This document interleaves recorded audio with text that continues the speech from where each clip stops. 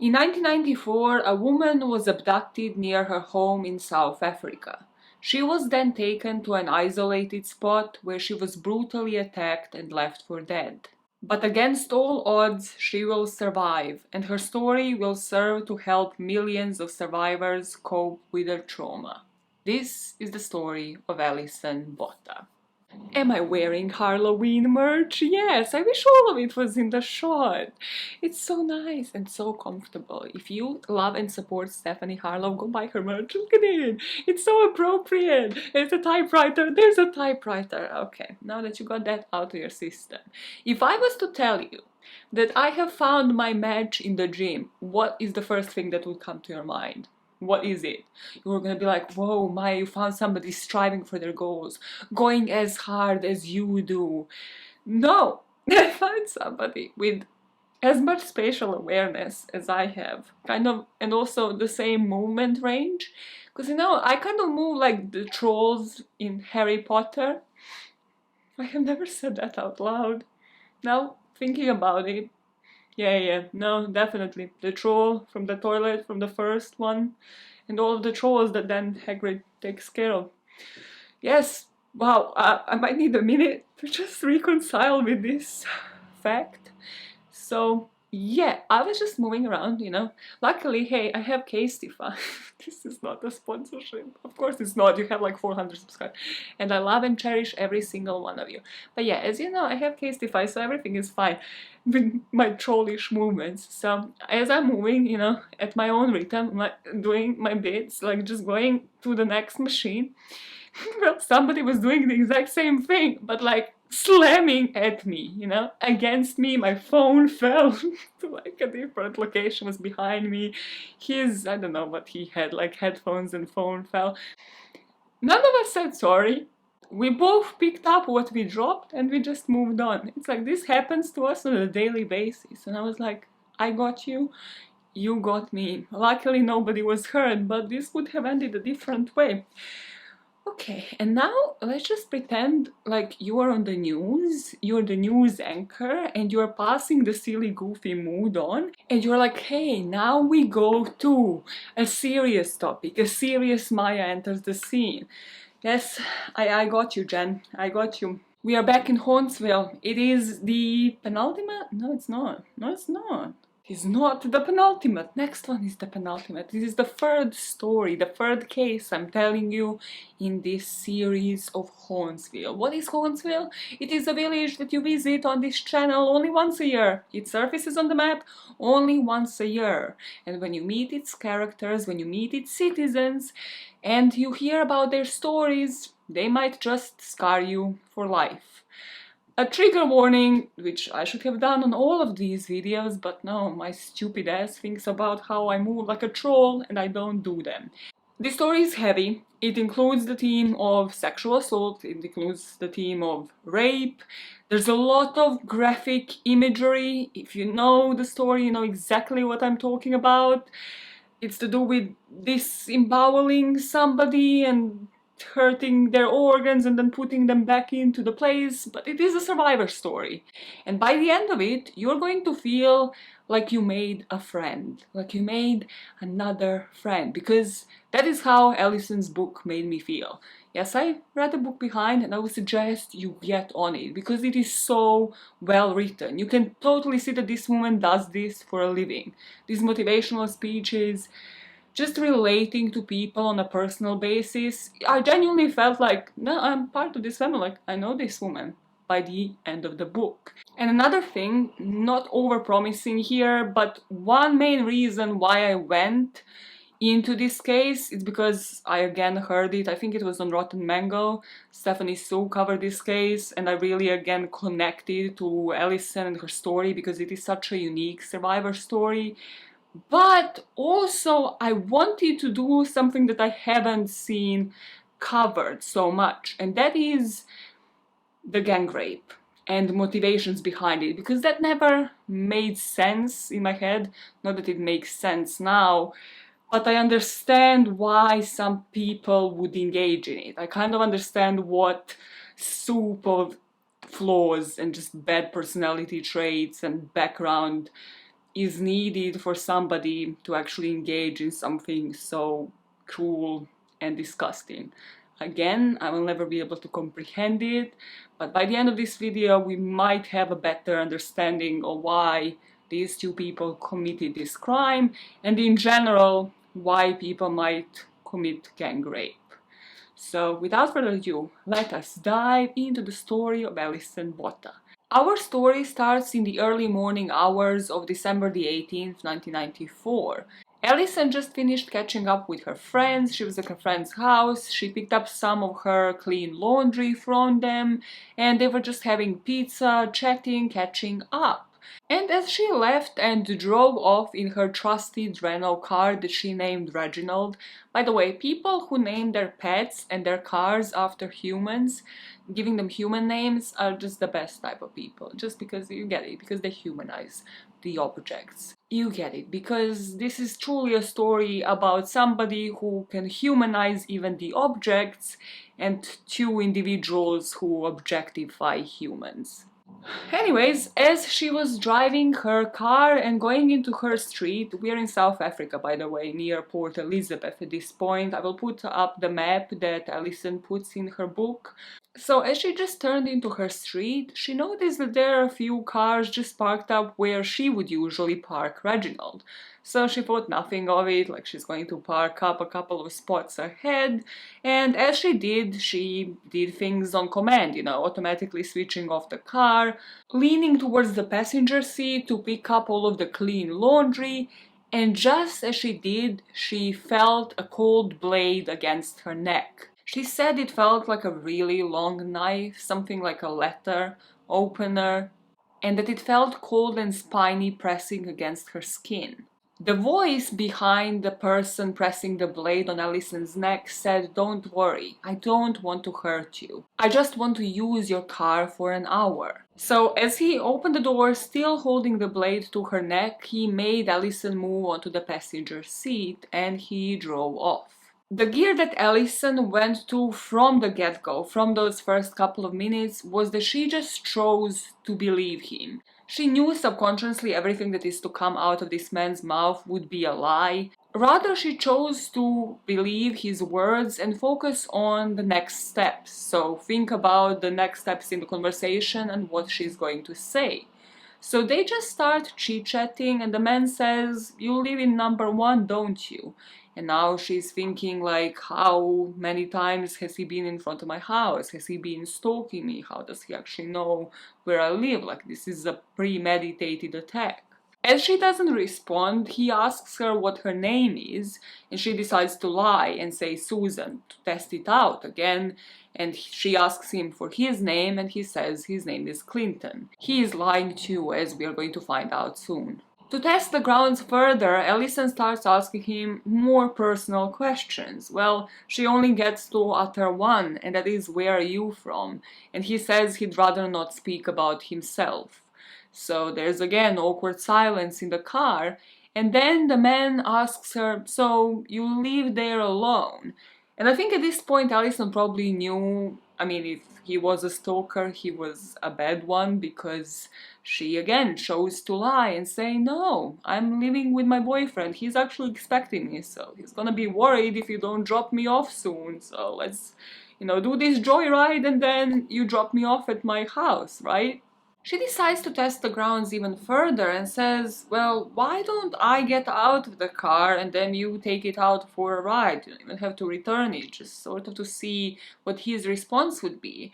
And he says no, because he wants company. And he's actually looking to pick up one of his friends. This friend of his apparently stole his TV and also owes him some money. So he wants to just take a joyride with his friend in his car. And Alison is panicking at this moment because this introduces a prospect of another person entering the car. And also she felt that at this moment she just felt helpless. She felt like she was never not in control of a situation like she was that night in her own car, but she chose not to panic. She wanted to deal with each moment as it came. Just a quick sideline, and I won't take too much of your time, but I just recently heard it on yet another podcast, And this podcast is run by an ex-cop, and I have heard it on so many others. I have heard so many detectives speak about this. So this isn't about victim blaming whatsoever. It is just that from what we know now, based on how people have perceived so many true crime cases in the past, if something like this was to happen to you, probably 99% of the people would be paralyzed, would act exactly the same as Alison did. If somebody was to break the window to their car, put a blade to their neck and tell them to move their seat and then take them within that car. Or, I mean, in the US it would probably be a gun, so you don't want to be shot, you would be paralyzed with fear, and you would do exactly the same. But if by any chance you find yourself in this situation, which God, I hope nobody ever does, whether it is in a car or not, if somebody was to threaten you with a weapon for you to enter or be moved to a secondary location and you are not to be paralyzed with fear, don't allow them to get you to a secondary location. You have better chances of survival just running, even being shot, even being stabbed with a knife that you would, because nothing good will happen at that secondary location. It's probably going to be an ordeal, something that they have fixated on and have planned and relived in their head for months and months on end. I just wanted to mention that because it isn't really said enough, and some people might not know and might think like there are better chances for them to survive if somebody was to move them somewhere else, and then maybe they can talk them out of it. But according to every single person who actually knows what they're talking about, like ex-police officers, no. Just if you are ever not paralyzed to your core, if you are within like 1% of people who wouldn't react like Alison, run for it. Like it, open that door, get the hell out, do whatever you need to do to get out of that location and not let them bring you to a secondary one. Now back into the story. The two of them are driving, and what are the chances? But Alison actually sees a yellow van, and she realizes this is a police car. Like if she could only flag them somehow, if she could only get out and run to it, she would find her escape. But she was so paralyzed with fear that she doesn't. They reach the main street, and this street seems to be full with people just loitering, spending their night near the beach. And as they do, Clinton is just squinting, looking through the crowds to spot his friend. And Alison is just sitting in the passenger seat thinking what is going to happen when this friend reappears. And then Clinton slams on the accelerator, trying to make a turn to see if he can find his friend elsewhere from another angle. And as he does, Alison says, "Careful, it's an old car, you might roll it." And she's surprised that she spoke without being addressed first, but also she's surprised that he did slow down and listen to her. And everything Clinton really does in this car is in order for him not to get caught. Like, if this car was to stop in the middle of the road, wasn't to actually be able to switch on, well, of course, she's going to run out, go to that yellow van that has passed them, or just go to the next person on this beach and manage to alert somebody to get help for her. Later, he will be intentionally driving below the speed limit in order for them not to get caught. So eventually, on the road, he spots his friend. When this friend of Clinton's gets into the car, Clinton asks him does he have any smokes. And as he hands the cigarette over to Clinton, Alison asks can she have one. And as they offer her one, she is just smoking and listening to what they're saying in the background. But she's paying attention to where they're driving because they seem to be driving out of the city and towards Beach Road, which is one of the main roads near the beachfront. Clinton introduces both of them to each other. He says, "Hey, this is my friend Susan, this is my friend Theuns." Now later we're gonna find out that he actually wasn't lying about his friend's name, so I don't know what the logic behind that was. Well, actually I kind of know what the logic behind that was. We'll speak about that as well. Think dominant submissive, just for clues. Spoil it all, spoil it all. As they're driving down this road, she is sort of in the background. She isn't focusing too much on what they're saying, but she hears that they have somebody called Natalie that lives in the suburb of Overbuckens. And as they're talking about heading there later, and she realizes this still isn't over.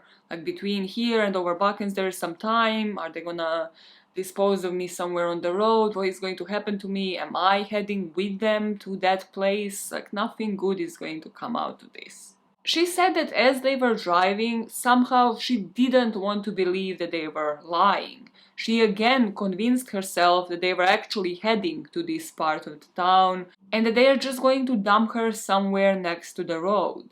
So while listening to them talk, she was also trying to think how would she come from this Overbarkens part of the town back to her mother's house. She was sort of planning the route, just trying to process and disassociate from the current situation.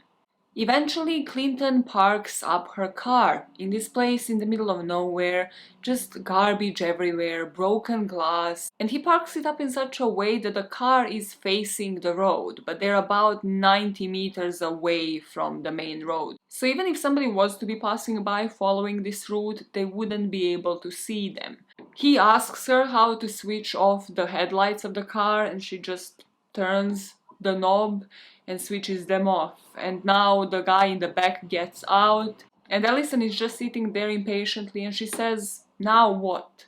And Clinton looks at her like, "Oh, I thought it was clear that we brought you out here for sex." To which she replies no, because she actually wanted to believe so badly that this is just going to end with her getting out of the car and moving on with her life and them taking her car only. As Alison came to this realization, Theuns is just outside having another cigarette, checking the road, and then looking back at them. So Clinton asks Alison if she will fight, if she's going to resist, and she says no. And this is when the rape proceeds. Clinton asks her to perform oral sex on him, and then quite blatantly tells her to suck his cock, and then if she bites him, that he's going to kill her. And as she's performing oral sex on him, he's holding the knife right next to her head. And then she doesn't know how that lasted because again she disassociated from most of that. She just remembers him now performing oral sex on her, leaving live bites all across her body, asking her does her boyfriend do these things for her, getting her to say that she's enjoying herself.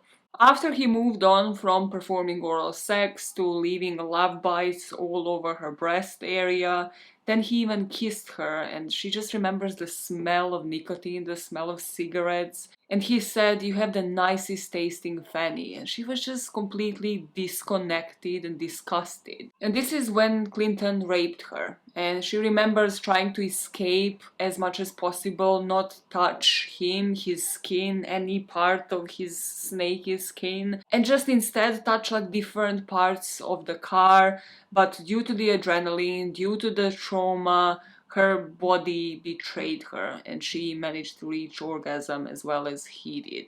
Just as he finished and put his head through the window, speaking to Theuns, he said, "Do you want to have sex with this lovely lady?" And Theuns responded, "No, I want to fuck this fucking bitch." His words, not mine. When Theuns approached the car, he almost went to perform oral sex on Alison, but Clinton said, "Nah man, my cum is still in there."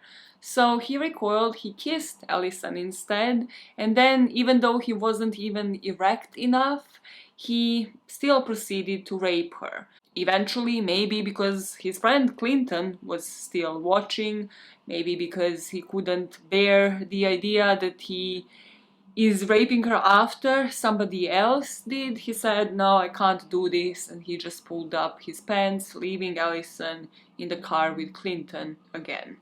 After the rape, Alison said Clinton next to her just seemed to be almost dozing off in the passenger seat.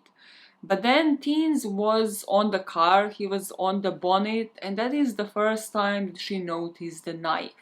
The second knife with a blade that looked much longer than the first knife she had seen that night. She asked, "Can I get dressed?" but none of them responded. As far as the two men were concerned, she didn't even exist. She started putting her clothes back on, and as she lifted her gaze, she noticed that Theuns is getting more and more restless outside. He's pacing, he's still holding that gun, and that is when he addresses his friend Clinton as Frans. Both of them still pretending as if Alison is not a person, as if she's not in that same car. Theuns says to Frans, if we return her to town now, she's going to go to the police. Alison says, no, I won't. I don't want my parents to find out about this. But Frans says he doesn't believe her, so he turns to his friend and says, what if we leave her here but without her clothes on? Then somebody's just going to think, she's a crazy person, right?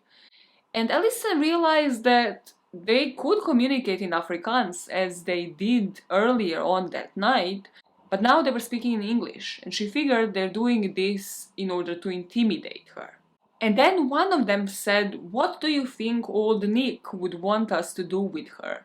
Alison remembered from her church days that old Nick is just another name for Satan. And the other man responded, I think he wants us to kill her. If there was a point in this video where you thought you're going to go take a break, make a cup of coffee, catch a breath of fresh air, this is it, because it's going to go south from now on. I mean, even more south than it already is. So if you want to do that now, and then come back, unpause me, and let us dive into some of the grimmiest details of a story that I have ever heard. So just as the two of them finish chatting about how the devil wants them to do this, from one moment to another, as Alison is still putting the clothes back on, she feels that Frans, who she knew as Clinton up until a minute ago, is now on top of her trying to strangle her. She says his hands felt like somebody was pulling a tourniquet around her neck, and she utters, please don't kill me, to which he just says sorry. She remembers soiling the seat where she was, so urinating, which is going to become crucial by the way, so that's why I'm mentioning it, and then everything blacking out. The next thing she remembers, she's outside of the car, lying on that dirty ground with the trash everywhere around her, and both of them are using that second knife to stab her.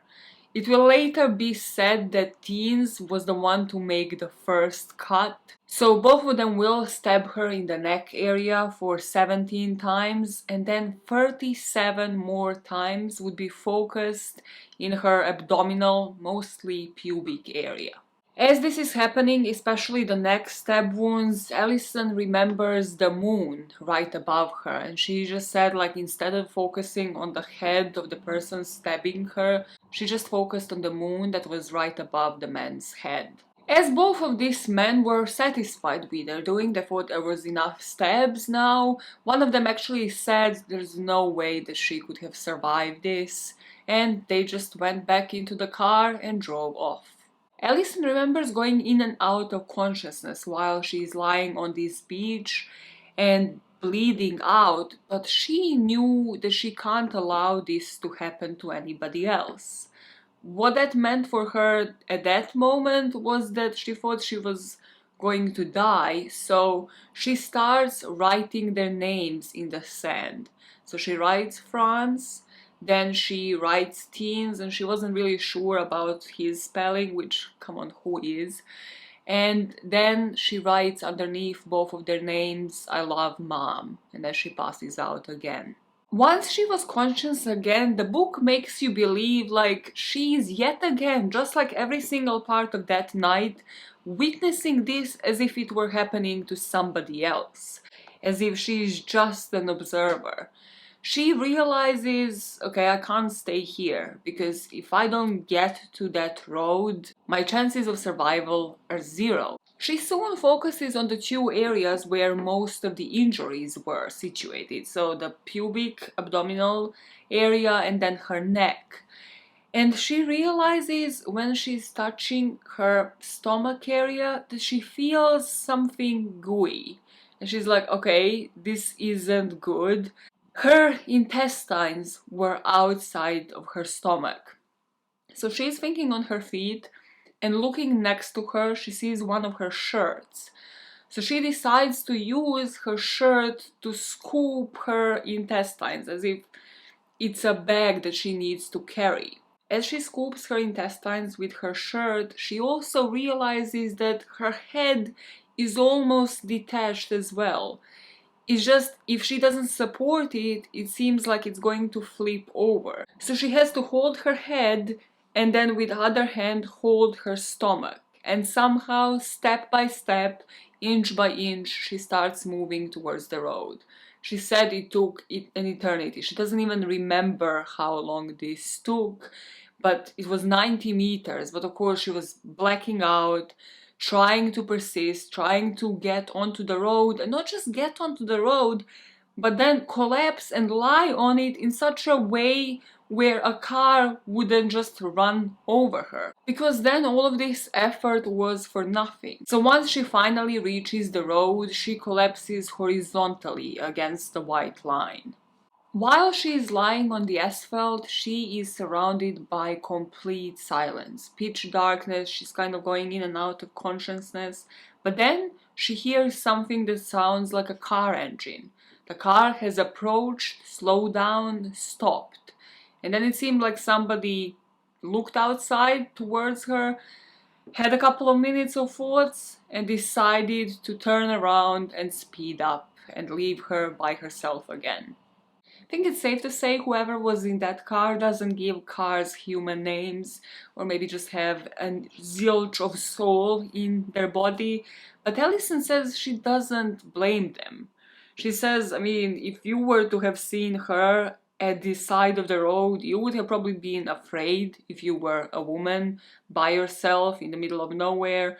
Or maybe you would have thought it's some sort of ambush, some sort of decoy. Somebody left to get you out of the car and then do the same kind of thing to you. So she says she doesn't blame the person. The only thing is that she felt sad because she felt, what if that's the only car that passes by tonight? I don't have too long to live. What if that was my only chance? Fortunately, the next sounds that she hears are from multiple cars. All of them seem to screech to the halt and multiple people get out. There's a woman that is screaming and Alison just remembers how much that bothered her, like on top of everything. She said like she doesn't need this, she needs a calm person. And luckily she finds a calm person in this handsome man who kneels down and holds her hand.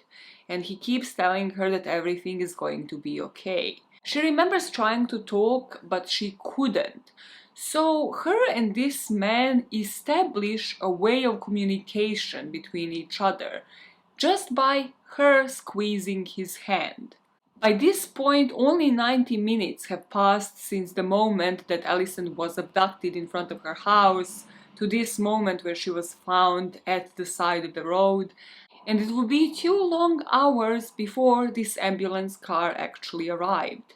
Partially, that is probably because of the descriptions people who found Alison would have given to this ambulance. If you were to describe somebody's throat being slit, the intestines being outside of her body, I mean, you'd like to think that they would treat this as the priority number 1 of the night. They will send the ambulance straight away. But also, according to Alison and people in her life, they didn't expect her to live. Ever. Even when the ambulance showed up, even when she was actually in the hospital, based on her injuries, every single doctor, and these are people who study this, people with degrees, who don't believe in miracles, in God, something being God's work, said that what happened to Alison, the fact that she survived it, is indeed a miracle. Another partial reason, and this is a sideline, but I have 3 reference points for South Africa and its culture. One, according to my last name, you probably know it's not my nationality and culture based on the accent, it's my husband's. The second is my friend from uni. Hey, she actually watches this channel. My husband doesn't, so middle finger to that man. And the third one is Trevor Noah.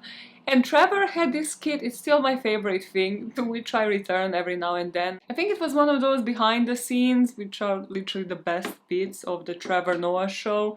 And the skit is about calling 911 in South Africa and how if you were to call the equivalent of the emergency services, first of all, you know, in the US, they would send somebody, even if you were to ring them, they would triangulate where you're at, even if you were not to utter a word. They'd be like, okay, that person is in danger, that's why they called us. In South Africa, you would have to be alive, not paralyzed by fear, able to describe what is going on. And even then, they would take their sweet time. And God forbid you were to call about, I don't know, an animal being stuck on a tree that you can't reach, like a pet of yours. Well, then they'd be like, well, call us when it's something serious, when it's human life in danger. And even then, yet again, we might take our precious time because we only deal with emergencies, okay? It is in the name of the services. He said it better. If it's not copyrighted, I'm gonna put it in. But it's something I kept thinking when researching this story, like how insane it is that you are there, barely alive, having survived this, and the ambulance is just taking their precious time. Like, what else do you have to do on that evening?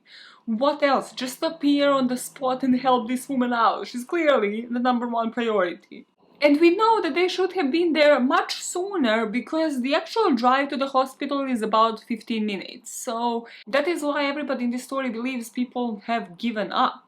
Tian, the guy that reached the scene, the handsome man who is holding her hand, figured out the system because he realized she can't talk. So he figured out to ask questions where she could answer with yes or no, or communicate through single squeeze or 2 squeezes of his hand. This was a slow process, so at first he was saying the model of the cars. And then when he said Renault, she squeezed his hand once. Then it was up to determining the color. Alison used her finger to write the letter Y again, so he's like a yellow Renault. She squeezes his hand once again. He asked her if she was English or Afrikaans, then English, she squeezed his hand once. Has she been raped? She squeezed his hand one time. How many men? Then she gripped his hand twice and she knew he will understand. He asked her if she had a boyfriend and then she squeezed his hand twice to indicate no, to which he responded, well, would you like one? You and I must go out on a date when this is all over, and I mean you owe me because there's a lot of your blood on my shirt, so you kind of ruined this thing. Everything he was doing was in order to keep her to stay alive. Like, in order to keep her eyes open, he was commenting on her smile, on how she has the most beautiful eyes. He was doing everything in his power to keep her talking, squeezing his hand, and in doing so also describing the crimes so that he can describe it to the police as soon as they make it to this hospital. Finally, when the ambulance arrived, she didn't want to let go of Tian. She completely built her trust with this man after this ordeal, and she was fearful of what is going to happen in the hospital now. So he went into the ambulance car with her and they drove off to the Port Elizabeth Provincial Hospital. At the door before going into the operating room, she had to say goodbye to Tian, and Alison was really scared. She was just terrified because even as she was lying on this stretcher just before the operation, the nurses and the doctors didn't even know the extent of the injuries to her neck. So at some point the nurse actually removed the suction pump and Alison started moving and shaking her arms. She says, as a mad woman, I say completely appropriately, to flag for help because nobody knew what was going on. So the nurse had to keep the suction pump at her neck. In the documentary that is on Amazon Prime that I would also suggest watching for this case, they go through the extent of the injuries. And in particular, what I liked about both the book and the documentary is that Alison included everybody who was present during the process, including Tian. Tian wrote a chapter or two, including the doctors, the surgeons, they appeared in the documentary, including certain police members as well. So we kind of go in and out of everybody's perspective. So this is yet again a graphic warning description of what these doctors and surgeons will encounter now that Alison is left with them.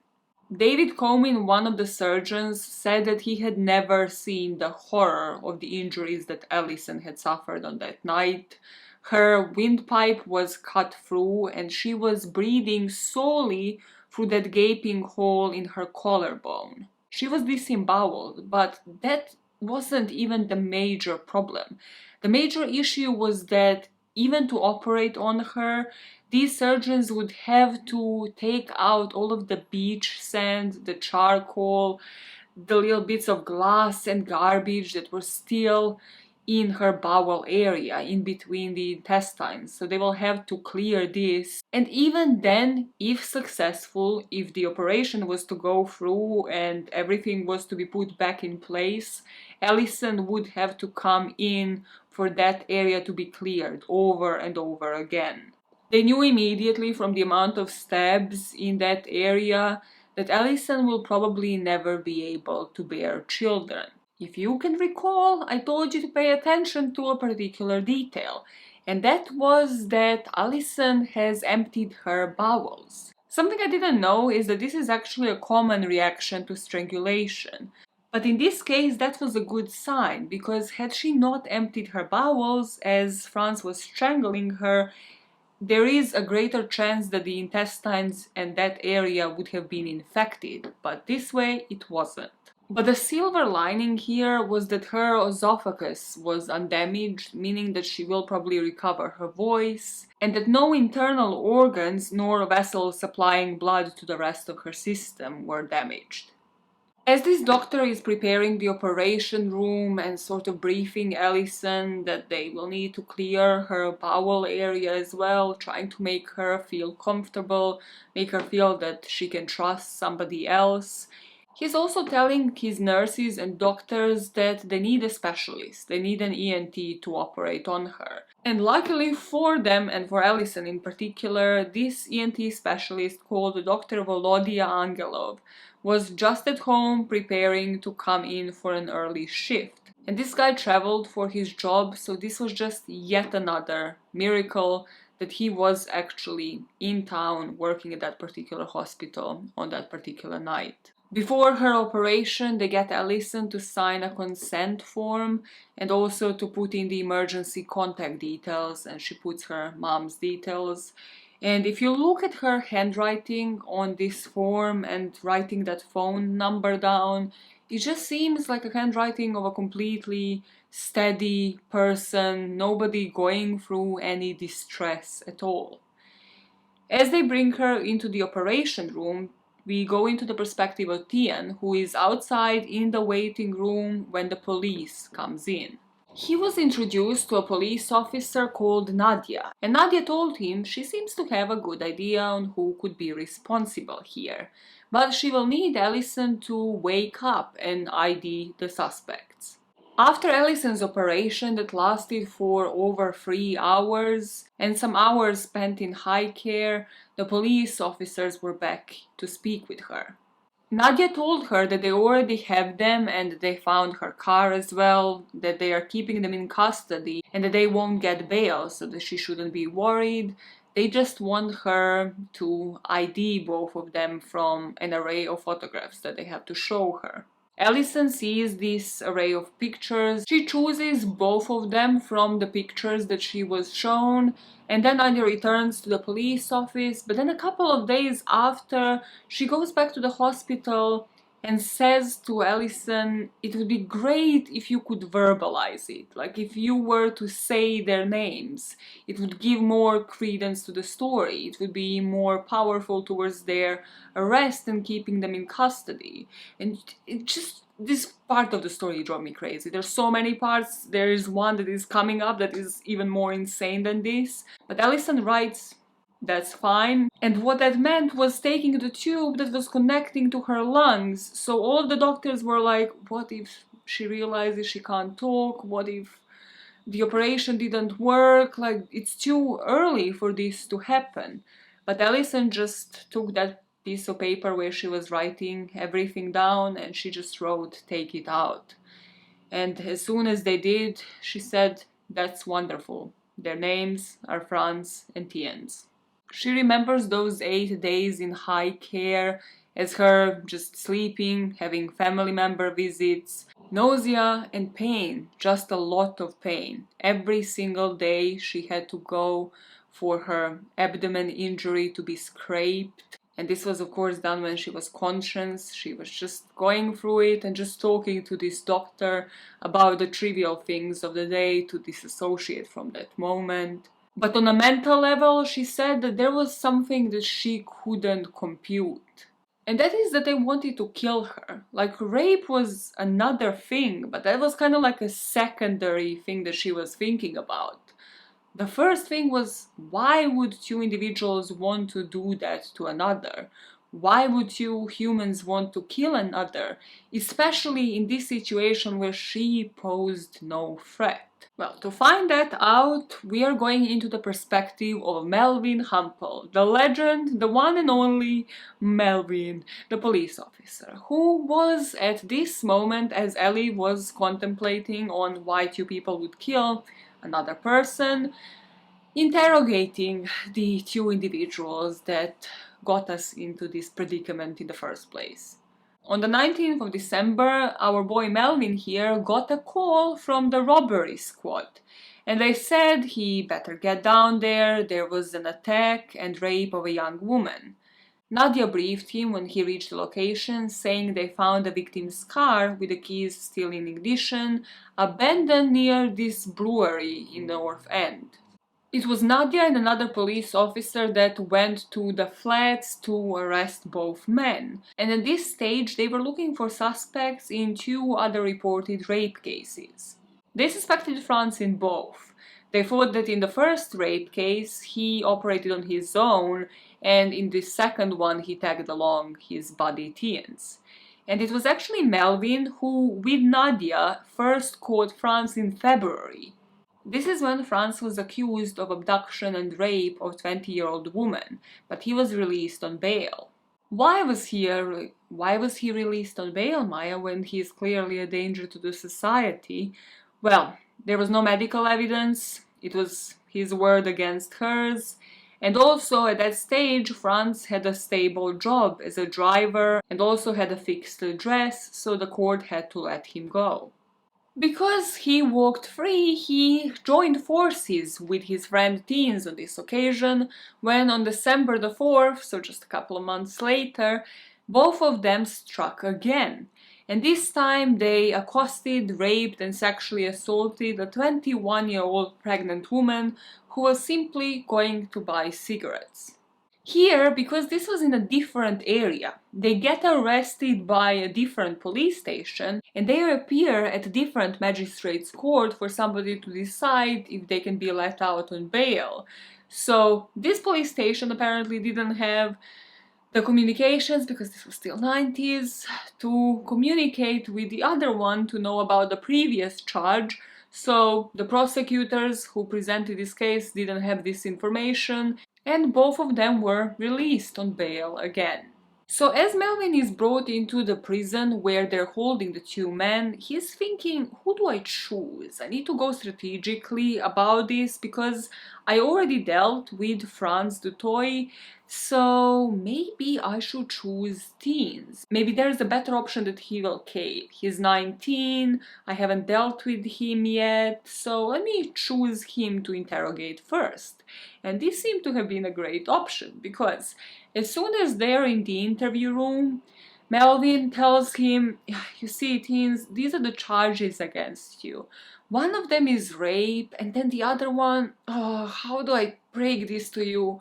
It's attempted murder. And Theuns immediately reacts in shock, like starts sweating on the spot, like, what do you mean attempted murder? To which Melvin replies, well, you remember the woman that you left for dead on the side of the road? You wouldn't guess it, but she survived. And not just that she survived, oh, she's talking and she remembers everything. If I were ever a fly in a single room, this would be it. This would be the moment that I would want to witness, purely for the sheer terror in this man's eyes, when he realized that he didn't kill the witness, so there somebody can actually testify against him.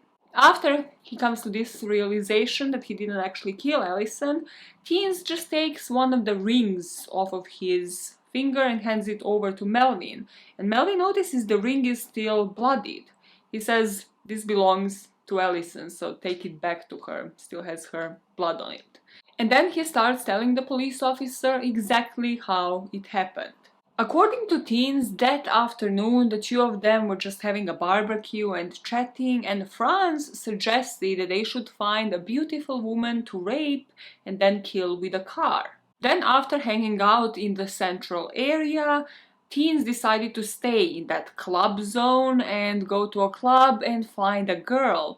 And Frans was to probably go home, change, and then join him. But instead, we know that Frans, for whatever reason, was in the same street where Alison was. He abducted her, and then the next thing Theuns remembers was him and Alison picking him up in that car. Theuns said the story about the stolen TV and him owing him money was a lie. It was just something to get as an excuse to pick Theuns up. As they're now driving, they get to the area. He describes the rapes and then how Frans strangled Alison and then got her out of the car. Once they were done stabbing, Theuns actually asked Frans, "How do we know that she's dead?" And Frans said, "Let's find out," and stabbed her a couple more times in the private area.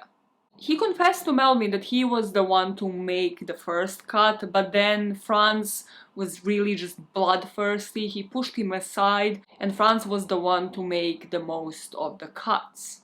One of the more horrifying details that Theuns will conclude this confession with was the murder weapon.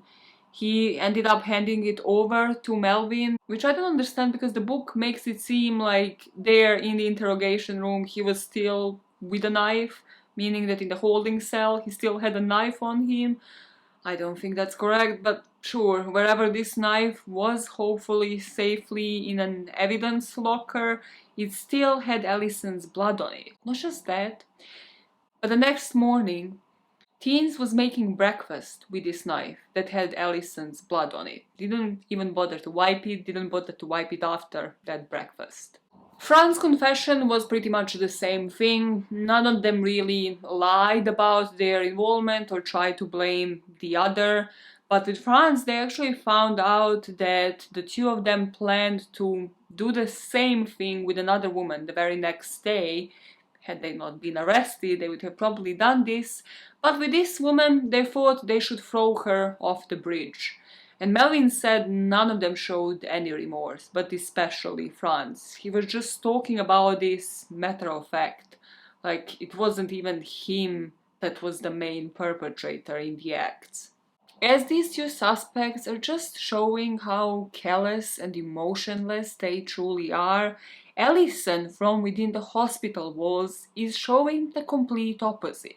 As she has identified both of these men literally in the first couple of days in her hospital, she is not just thinking rationally, not just even attempting to talk when she needs to, but she has, writing on her notebook, alerted her mom that her friend from London was supposed to stay in her flat to come to visit her, so that she needs to communicate with this friend of hers, in order for the friend not to be disappointed. And she remembers this time that she has told this friend always how safe this area is, how safe the area she lived in is. How is she going to explain this to her? While the two men were facing the judge in the magistrate's court, confessing to their crimes and of course not being let out on bail on this occasion, Alison spent her Christmas day at the hospital, and she remembers the treat of the day was that she ate the first solid, what she calls the solid food. It was this fish soup. She remembers how lonely she felt, even though people came to visit every day, even though this was the news at this point. So her whole room was flooded with flowers, with the cards wishing her a quick recovery. She just saw all of the hospital staff go home to spend their Christmas with their families, and she wasn't yet. On December the 31st, as the doctor that operated on her was changing one of the dressings, he noticed that the swelling has gotten down. And finally, he approved the decision that Ellie can be released to the care of her loved ones within her home environment.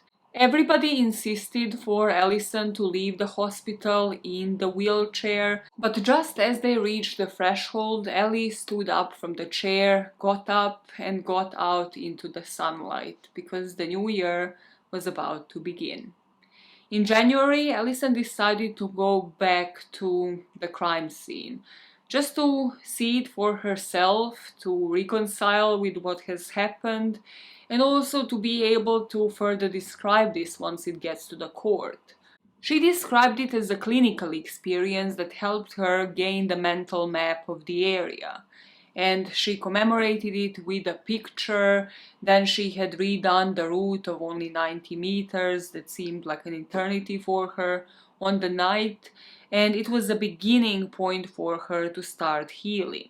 She released an interview on her story with the Eastern Province Herald, and by the end of January she was overwhelmed by the support that this interview led to. From everybody, her family, friends, the hospital staff. So she wrote the Herald an open letter.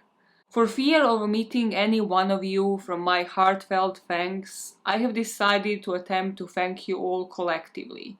Each one who sent flowers, gifts, cards, wishes, thoughts, prayers, and love should know how they brought a smile to my face and an added warmth to my heart. I have life, beautiful people, you have my heart.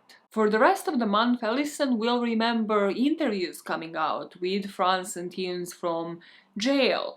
The stories in these articles would detail the public statement that Theuns has made, saying that he is sorry for what he did. As he stands there, he has great remorse for his deeds, and he apologizes for what he did to her. And not just does he apologize for what he did to her, he is also asking for mercy.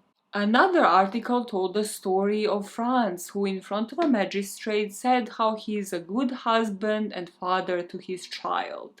Yeah, we'll talk about that. He said how his wife and child know only of his good properties. He knows he has a problem, and when the bad side comes into him, then it's like a supernatural power that takes over his body. Theuns would confess to the journalist that he believed in the devil. Frans would admit to his evil side that made him want to kill during sex. The newspaper articles called both of them sons of Satan. Meanwhile, Alison is going back and forth between her house and the hospital to have those wounds regularly examined, because she has noticed that the stomach injury resulted in sort of a bulge because there were no muscles to hold her stomach in. So she was discussing a possibility of a plastic surgery in the future once the wound was to completely heal. She also had to deal with a wound in her neck becoming septic. Here, Dr. Angelo also had to drain everything that has piled up in that wound and to stitch it back again. You would think the logical sequence of this story would be for me now to start speaking about the trial. Well, yes, that would be very logical, but instead I need to piss everybody off, including myself, over and over again, because the police decided, rather the judges, because the South African legal system doesn't have a jury, so you appear in the court of law in front of one or multiple judges. Well, here they decided, you know what, Alison, yes, she has been through enough. Like, she has identified these people, both from a photo lineup, then verbalized their names. She definitely knows it is them, but we need to have an actual in-person lineup. And usually in South Africa, who thought of this? Just personally contact me because I want to punch you in the face, right in your nozzle. So usually what you would do is you would stand physically, no glass in between the victim and the actual suspects. You just stand in front of them in this identification parade, and then you have to place your hand on the shoulder of the perpetrator. Here, for the first time ever, they actually introduced the glass, because Justifiably so, you would think that somebody like Alison, a victim, a survivor in this story, would be petrified to do that. To go in person and put your actual hand on the perpetrator. Who fought to this rule? As she bravely identified both of them, so did 3 other women. Yes, you have heard about 2, you will hear about that in more details. And you will also hear about another woman who they tried to abduct right after they did what they did with Alison. On June the 12th, 1995, Alison Botha's trial finally commenced, and it will last for between 5 and 6 months. Let us first focus on Alison, how she was portrayed, described by her friends and this clinical psychologist that examined her for the trial. As I told you in Alison, every single one of us could find a really great, nurturing, selfless friend. Her friends would say that Alison was just one of those people you can ask for advice and you always knew that she will be truthful. She is that friend who might not give you the answer that you wanted to hear, but she will always be willing to listen and to give you a carefully thought through opinion. She was the person who would never forget anybody's birthday, and not just that, but again, her thoughtfulness comes to light here, because she would be the person who would make sure that you get some form of a present, like a basket full of wonderful things, like a little card or just a bunch of flowers that would arrive as a surprise for you on that day. There was a friend who spoke about the time that Alison lived in London and that she went from South Africa to London to visit her, and the guest room where she was staying was equipped as if it was a hotel for this friend by Alison. There were clean towels, there were little bars of soaps, there were aromatherapy oils, lotions for her feet, like these different delicious things to make you feel like you were actually on holiday. Alison even thought to put some warm clothes, just in case her friend didn't bring enough. Like, it's completely different temperature over here in London, so Alison was like, you know what? I have you covered. I got you. You don't even have to ask for it. That was the kind of friend she was. Not only her friends, but everybody who met Alison was touched by her, like her headmistress, because Alison was the head girl in her school. This headmistress described Alison as a mature young woman of the utmost integrity and sound moral values. She said it wasn't just her strong personality and quiet confidence that made her a great leader as the head girl, but that she was always friendly, cheerful, courteous, and considerate, and related to others on this human level. For the courts, these testimonies from the friends and family members would matter, but what they will care most about was this testimony from the clinical psychologist, because they had to assess her mental health. Is she in the right state of mind to make these allegations towards these 2 men? How has she been affected before and after? This psychologist would say that due to the 3 separate traumas, rape, assault, and near death, Alison showed symptoms of PTSD during the interview. These were displayed by Alison being hyper alert and jumpy, exhibiting sleep disturbance, and this sleep disturbance in turn impairing her energy and her work performance. At the time of the assessment, she concluded that Alison had symptoms of a major depression. And even though she was given antidepressant medications, she continued to experience these symptoms. She socialized well, but due to this experience, she will probably always feel different to others. The psychologist concluded her testimony by saying that Alison was well adjusted emotionally because of the support of her friends and family before the attack. And because of this, she found meaning in the incident and she is attempting to help others by talking about her suffering. And this, in turn, is helping her to make sense of it. As the court learns about Alison, on the other end of the spectrum, the news about Frans get published in the papers. You see, Frans, just a week before the trial, held a form of press conference. He gathered a couple of journalists because he wanted them to interview him. Because Frans wanted to publicly denounce Satanism. Well, that's not it, okay? So he had a change of heart, he told the press, and wanted to denounce Satanism and explain how he was possessed by demons. He now thought of himself as an Apostle Paul who killed Christians and people in synagogues, but managed to change and turn to Jesus. That weekend, he said to the journalist he is going to undergo exorcism to prove to everybody how he has denounced Satan and he is a changed man. He probably thought like this was going to like really influence the judges. I don't know, why else do it?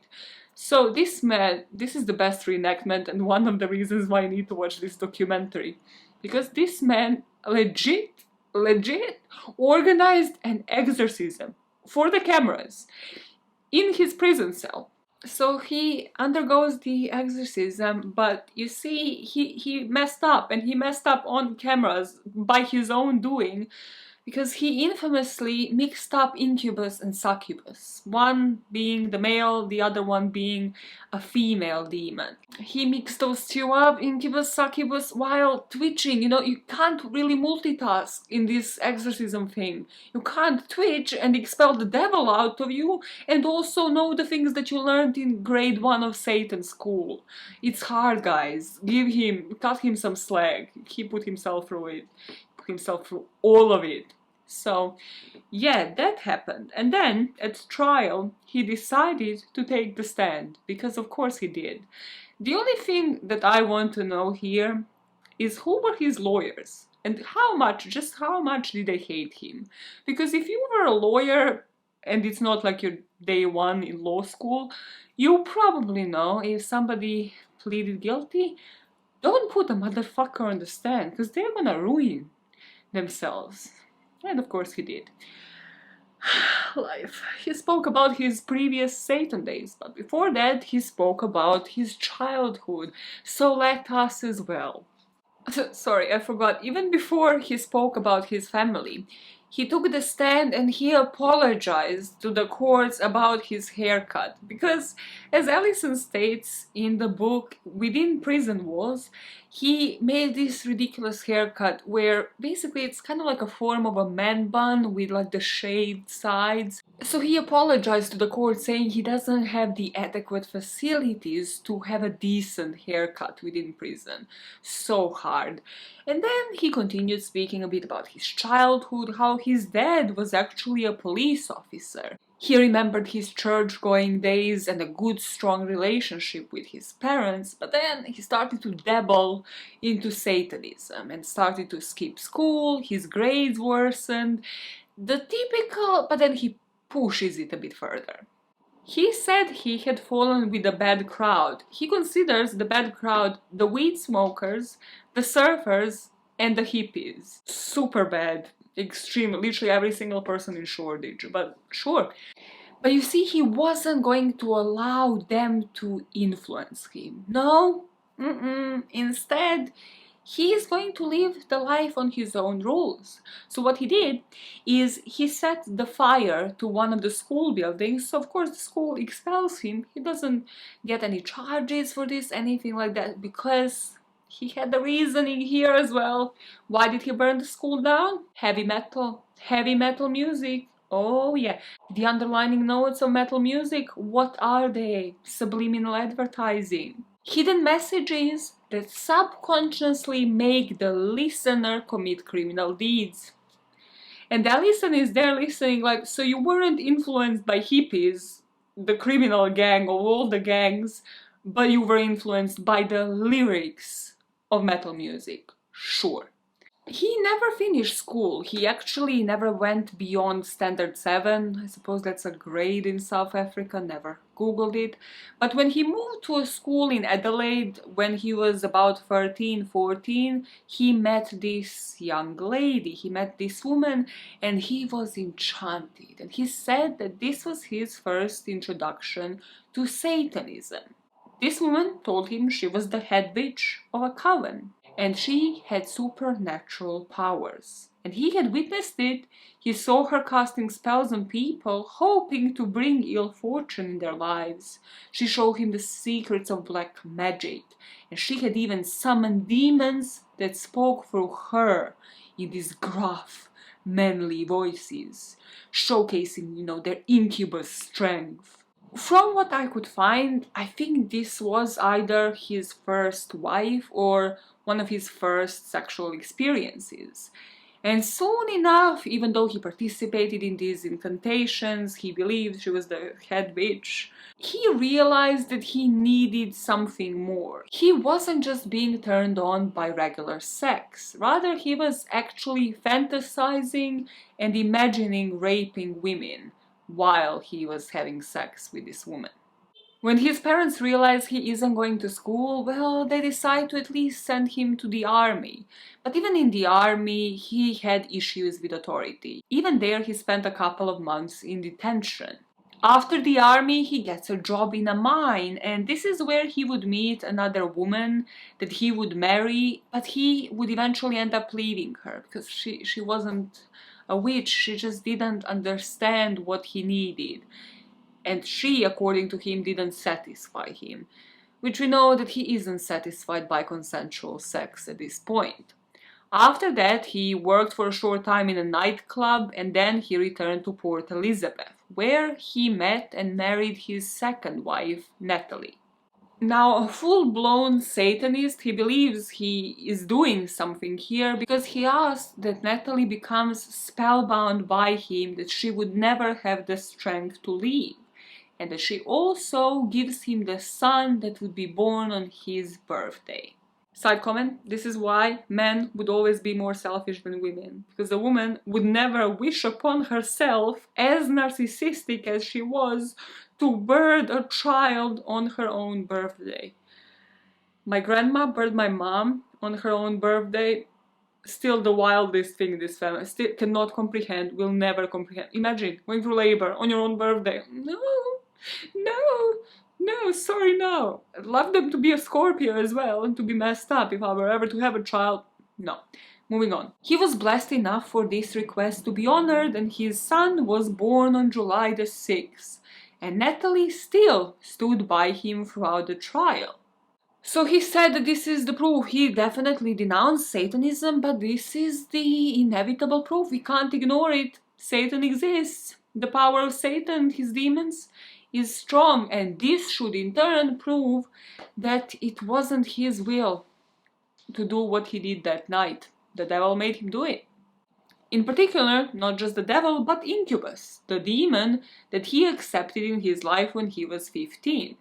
This is the demon that made him sexually insatiable, but also highly attractive to women. This demon gave him telekinetic powers that enabled him to move objects using only his eyes. This is the moment where I would get up and be like, prove it. Prove it right the fuck now. And that is why I'm not in a position of power, because I make rash decisions. Even before he met Theuns, due to this demon, due to Incubus, he would act alone and rape women on his own. He is what is known as a gentleman rapist. I hate the terminology as much as the next man. It has to change. But if you remember the storyline of that rape, him asking Alison, does she like it? Does her boyfriend do this to her to say that she likes it and enjoys it? That's the principle. The guy that chats to you, that makes you believe that he cares. When he finished with his testimony, in the next couple of days, Alison wouldn't be allowed in court until she was to testify, because the courts were to hear the testimonies of other victims. We find out that the first woman that he abducted and raped was actually employed by a company to be like one of those secret shoppers to spy on the opposite business. As she was to conduct a survey at a pizza place, Frans just pounced on her, shoved a gun to her head and told her to move over in her car. After he both sexually assaulted and raped her, he then drove her to a roadhouse, buying her a sandwich and a rose. After then pretending as if he were her boyfriend, he raped her again. Once he raped her for the second time, he dropped her off, telling her that she was an amazing person and that he hoped he could make it up to her sometime. On June the 13th, the courts would hear about the young pregnant woman who they attacked. This was in broad daylight. So you can see how they're learning from each and every attack and then making sure that they don't repeat the same mistakes with the next one. This attack happened at 12:30 p.m. the same afternoon, just the night before Alison's attack would happen. These two tried to wrench open her car door. For a split second though, Frans would look away and this woman managed to lock her doors from the inside, so they fled. Judge Chris Jansen would have to make the decisions on the verdicts for both Theuns and Frans based off of their previous offenses, taking them into consideration as well. And these would include rapes, but another thing that we'll find out about Frans during the trial was that his last job that his parents got him yet again was as a driver, but he was found to be stealing from his employer, leading to him actually serving some time in prison on unrelated charges to this particular crime for 3 years. After which he will go out on the streets, would rape on his own for a while, and then would eventually meet Theuns. For Alison, during her trial and her own testimony, she said she felt really disconnected from it, like it was somebody else's proceedings. She'd be making notes on this notepad and then passing them back and forth, sort of chatting through this notepad with her mom. But what she said she hated was the media attention. Because yes, it would give light to all of these other women, victims of both Frans and Theuns, and would speak about their despicable crimes, but the focus the whole trial was the Satanism. As if these crimes weren't graphic and brutal enough. Like, you really have material here, journalists and the media, but no. Everybody was like, was he actually possessed by the devil? Were both of them? How does that work? Alison made the same conclusion I did on Francis' lawyer, but unlike me, she was actually in his presence. The fact that he is incompetent as shit and grasping at straws. She actually said his first lawyer stepped down and then was replaced by another lawyer who came in the middle of the trial. He was super lost and just tried to put up some semblance to any argument that he would make. Like when he cross-questioned her, she just felt like, oh, not only will I not break down, but I can handle this, and like a lot more competent lawyers than this. Theuns' lawyer also irritated her. He was trying to poke holes in this case and badger her over every single minor detail. For example, he asked if Theuns was actually in the car when Frans leaned over to strangle her. So Alison saw right through it, because none of these men were like particularly intelligent, because the lawyer was trying to suggest that Theuns was not in the car. If he had been, he might have been able to stop Frans. How did Theuns' background fit into this? Or rather, how it didn't? Because with Frans, you really don't understand it. The guy had resources, he had a family that loved him, he could have been whoever and whatever he wanted to be. With Theuns, though, even Alison would say his background seems stranger than fiction. The lawyer would spin a story of Theuns' father being described as a drug-addicted philanderer who disappeared right after Theuns' mom fell pregnant with him. Later, his father would end up in prison, but his mother wouldn't give up on love because she would marry 2 other times. The only thing we know about the second husband was that he was described as unsavory characters. I don't know what that meant, but after that marriage, she would marry a 3rd guy that she met through Lonely Hearts ads. Now, I don't know if this woman took the course on how to fuck up your child for life, but first thing that she didn't tell young Theuns was that this 3rd husband of hers wasn't his biological father. The second thing is there were allegations of abuse, whether it was sexual, definitely physical, by this man. So Theuns would flee to a community, just like Frans did with the people who were into witchcraft. Theuns found his community with what, according to the court documents and the book, are colored people. But this in turn meant that he was bullied by the white community where he originated from. So when he had to return to school, for example, he was bullied for that. And also because during PE, when he had to change out of the shirt to go into the uniform, well, the pupils realized he has the furred nipple. And then they called him free tit. And that scarred him for life, to the point that he will actually remove his furred nipple.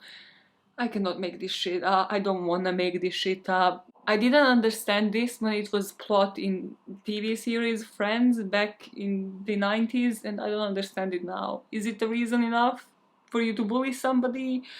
How do you feel as people with free nipples? Do you feel like it is a shame to you? Like, I don't know, it's like a bit of extra, man. I was born with extra finger on each hand and extra toe on the other. You just remove it, then you get over it. I suppose with a nipple you can't really remove it when you're a couple months old, but like, I don't understand it. Somebody explain this fixation to me, and why would somebody get bullied for it?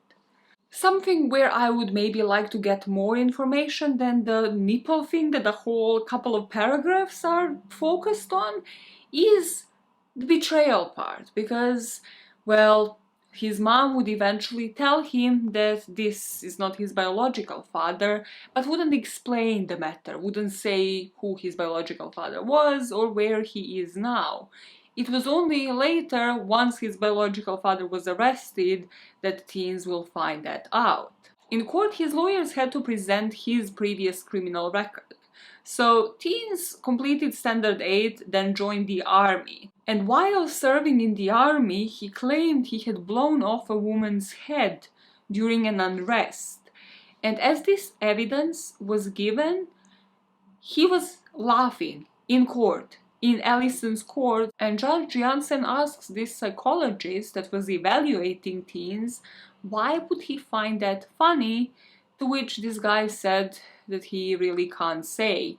It was in his opinion that Theuns had low self-esteem, had borderline personality disorder, and this in turn made him susceptible to other people's influences. We learn about Theuns' personal life, and it won't come as a surprise due to the low self-esteem, the bullying, the betrayal, the fact that he probably felt unwanted. Well, because his mom pays more attention to who she marries, can't even tell him about his biological dad, that he struggled getting a woman. Rather, he struggled to get a woman consensually. So eventually, after he stopped going to school, after the army, he would move in with his aunt. And he said he liked it there because she didn't beat him and because she fed him. So you can see that the bar is just really low. And this is when he would finally meet Frans in June of 1994. At the time that they met, Theuns lived with his aunt, and he was also recovering from a self-inflicted wound to the foot. This genius shot himself in the foot with a shotgun. Again, nobody elaborates on this. No, let's just dive straight into the Satanism. At first, Frans didn't even realize that his friend was only 19 years old, but soon they both started escaping their troubles and their problems, and Frans would introduce him to Satanism. The two of them would chill at a graveyard and talk about the power of the demons, and Theuns said he also wanted to experience that power. So Frans started calling him Damien, which meant son of the devil. Frans would say that he did this in order to help Theuns with his low self-esteem, to really cheer him up.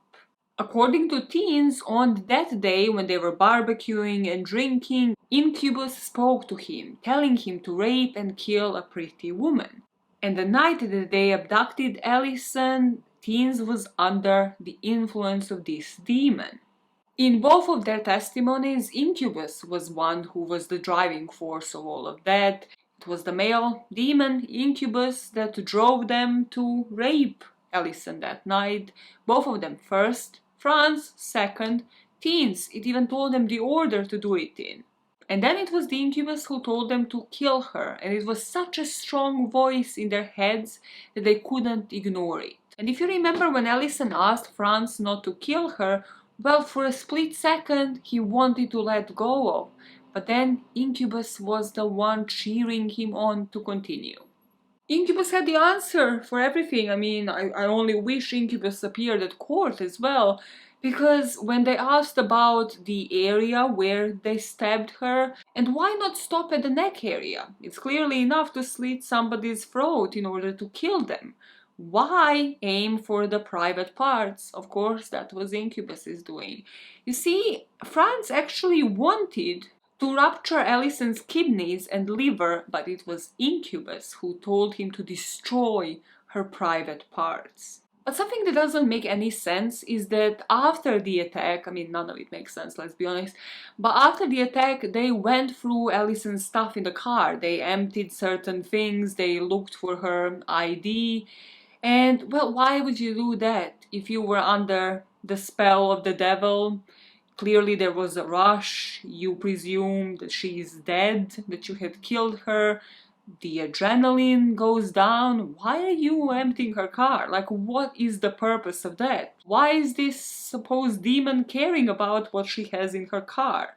Frans said that he was looking for any identification, like who she really was, where she worked, and Alison said that never made any sense to her because they believed that she was dead, so there was no address to come by to finish off what they started.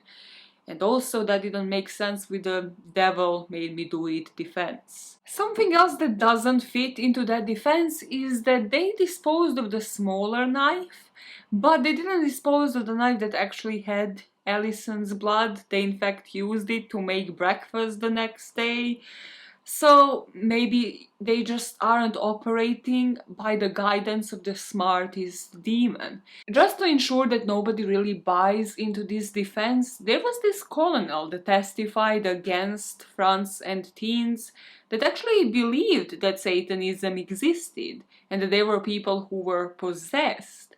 But he said, based on everything that he had seen, including that camera footage from prison, and everything that he had heard, he just didn't believe that it was these two individuals. They wanted that to happen, but it didn't. Why? Because if Frans had really been possessed, he would have raped his own wife when the demons requested for it. He also wouldn't be able to think as logically to put the condom on, which is what happened with one of the victims as he was raping her. Also, if you remember, both of them confessed in detail to Melvin everything that they have done, which is something they wouldn't be able to remember clearly if they were actually possessed. And this colonel also said something I found really interesting, and that is that the person has a choice of whether or not they are going to obey the demon. So even if you are actually into Satanism, you should know this. So if you were to awaken a demon and they're to tell you kill this person, you can refuse to obey. And if you commit a crime under the influence of a demon, you will not know about it or remember it afterwards. Another thing that happens after an exorcism in most cases is that people who were at some point genuinely possessed show remorse and guilt for their deeds, and this has never happened with Frans. So let us recap on the two perpetrators and speak about the motivations for them and for gang rape in general. So these two individuals, once they met, they were both troubled. Frans was a clearly dominant one, the guy that wouldn't fall under the influence of anything, even though during the trial he will try to prove that that is not the case and that he was heavily influenced by anything that walks, talks, or sings metal music. And on the other hand, we have Theuns, who is easily impressionable.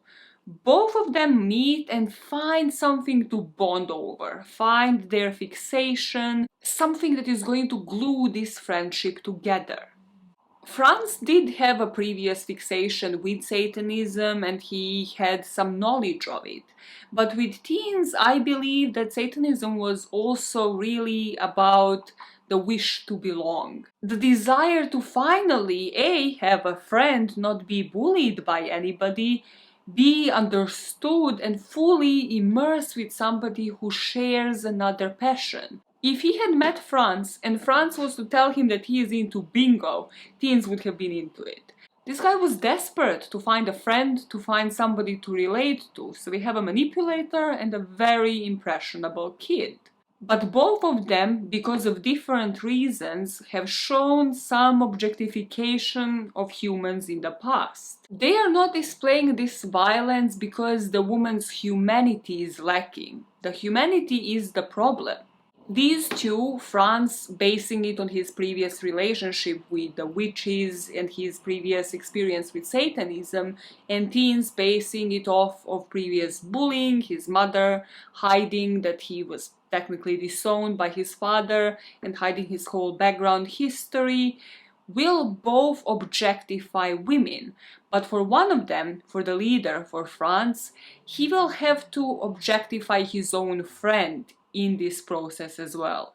And to touch upon the group rape or gang rape, it is usually performed due to the peer pressure.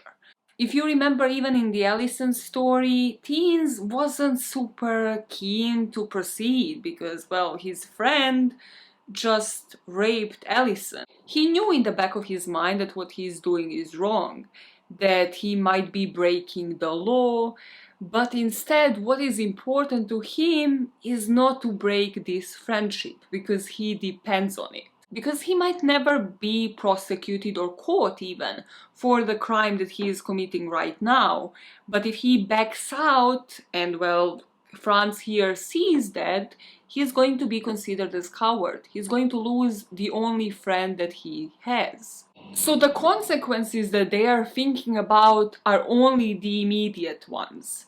The men that are involved in gang rape might be more worried about their reputation with each other and their status as dominant one, or the one who is very much dependent on that person being their friend, rather than the life and the humanity of the person they are assaulting.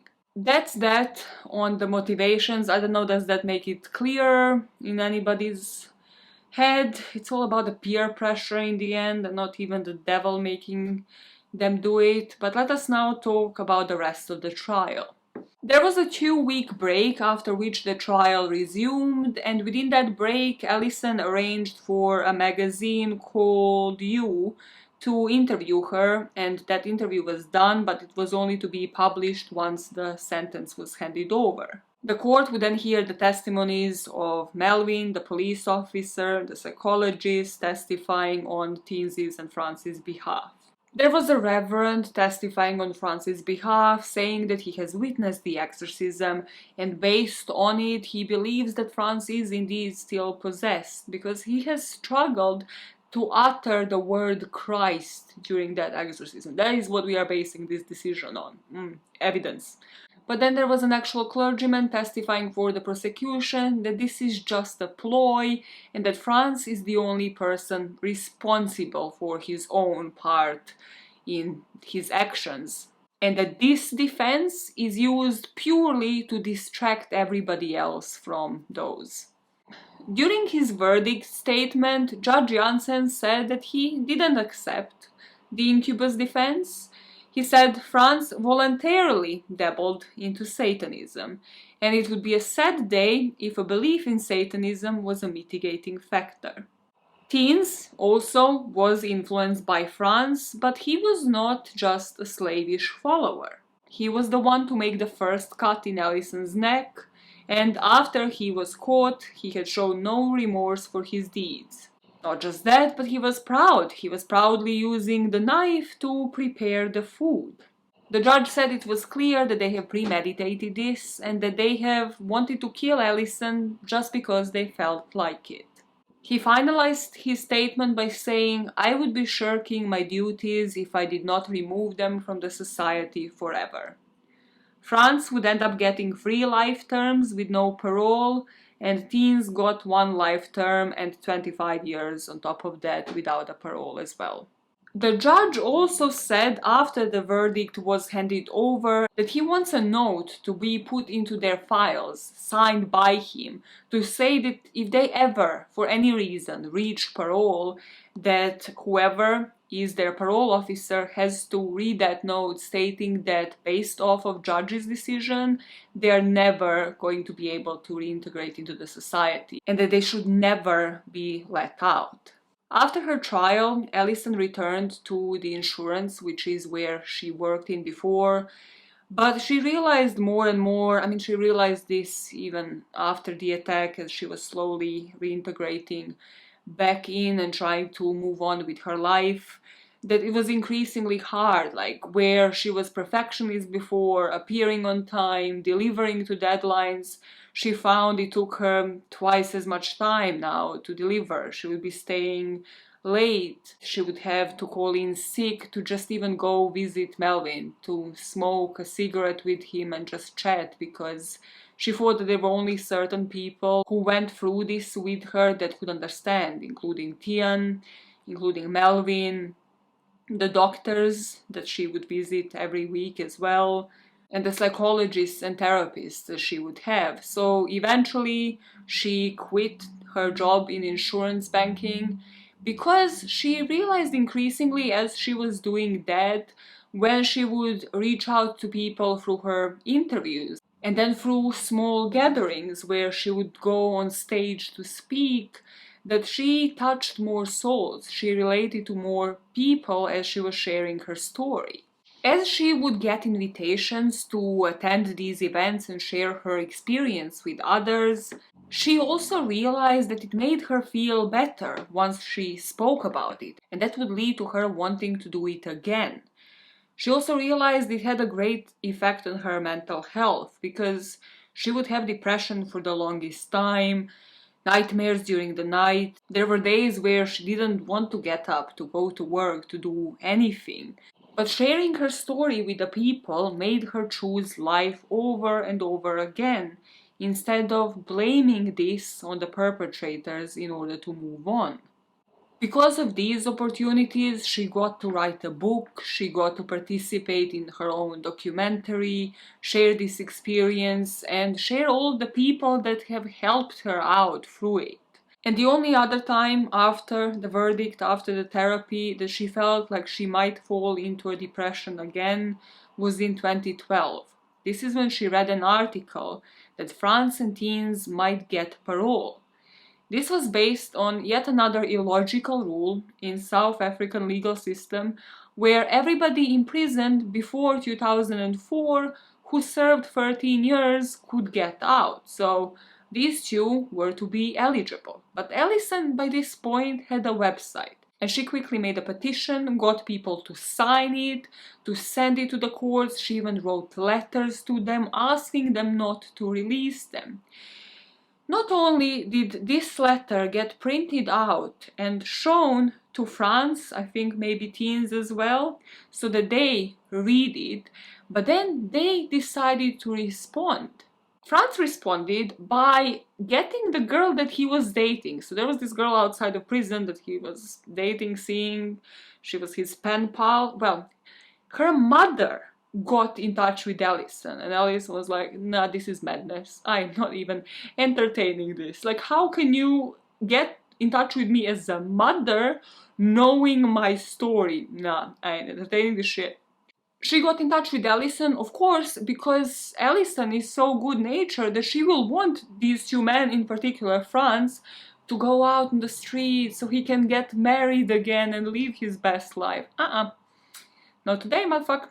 But the second thing that Frans did from prison after reading this letter, he wanted to be interviewed and to be featured in Alison's documentary. Yeah, because he contributed to it, right? He wanted a forgiveness letter from Alison that then he would have probably shared to the public, let's be honest.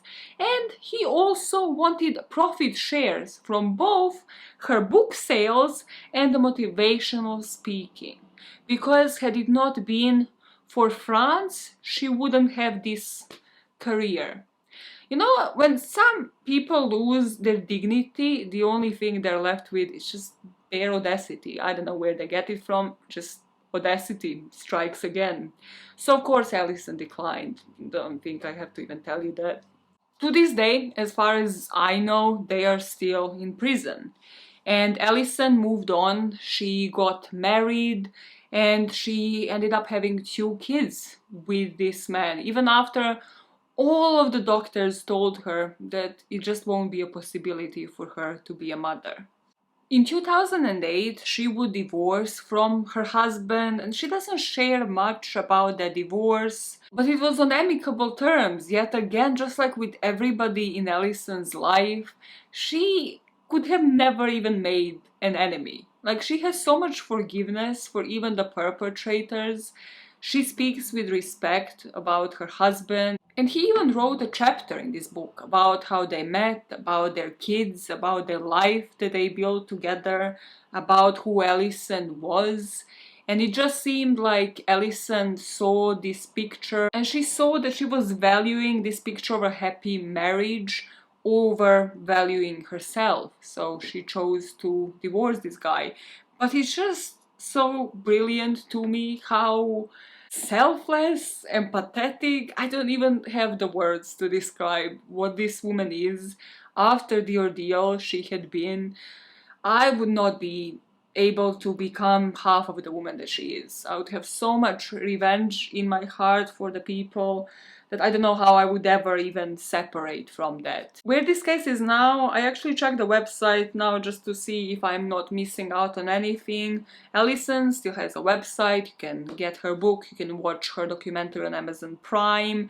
Also, she's still an inspirational speaker, so I'm not sure if you're in South Africa, in any of the areas where I mentioned today, if she might be in yours to just go and actually see her speak in public. She got nominated for the Port Elizabeth Citizen of the Year award, and Theuns, the guy that helped her out during that experience, actually went on to become a doctor, and he was the one who assisted her during the birth of her second child. I'm getting goosebumps just freaking reading this. He also got Paul Harris Award for humanitarianism because of this.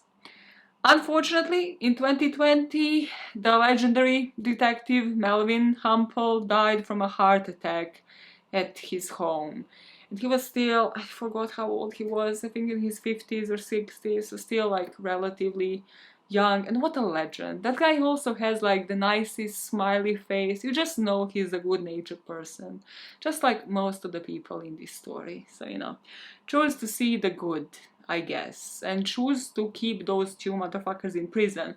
I will put a petition in a description box because I found it on her website. I managed to fill it in, so I suppose it's still a go. It still matters somewhere to keep these 2 in prison, because the more people that fill it out, you fill out like the region and the country you're filling it out from. So I guess that helps her. Then if they ever face parole again, she can use that to back her case up, to say again there is this amount of people supporting this decision. But that is indeed where this video ends. Her story doesn't. She is still changing lives of so many people. I can't even imagine if somebody even went through a quarter of her ordeal and then goes to see her speak, share her experience. You must feel so empowered, because as a person who is lucky enough not to have gone through any of the assaults and offenses I have spoken about today, I just was so mind blown with this whole story. It's just on another level. What humans can do to other humans and their reasonings behind it, and then how they try to justify it, and how other humans react to that, how they react to such violence being committed against them. So if you have been enjoying, is a weird word to use here, if you like the stories that I am telling you during HAUNT5VILLE and just in general on my channel, don't forget to like and subscribe. I should probably share my own socials. I think they're in the description box. Share them on the screen right now. For you to follow me on my personal pages on Instagram and Twitter and TikTok or wherever. It's mostly Maya's meltdowns, so professional. And I wonder why nobody's contacting me. Castify, sponsorship. Okay. Now stop being a retard. Yeah, follow me on my socials and like and subscribe. And now I would like to end this again on a serious note with the parting words from Alison and her book, because this particular paragraph just wraps it all up and she can end this video much better than I can. Alison chose life over and over again. And according to her, we must learn to live not in our skin, but through it. When we live through our skin, we connect with the world outside, open ourselves to it without judgment or expectation. We will see the signs along the way. We will notice the little hints that come along and help to guide us. If we are self-absorbed, we cannot take in the vista outside. We must learn to embrace the chaos, but never allow it to embrace us. Knowing it is there is half the battle won, and you will not be surprised when it strikes.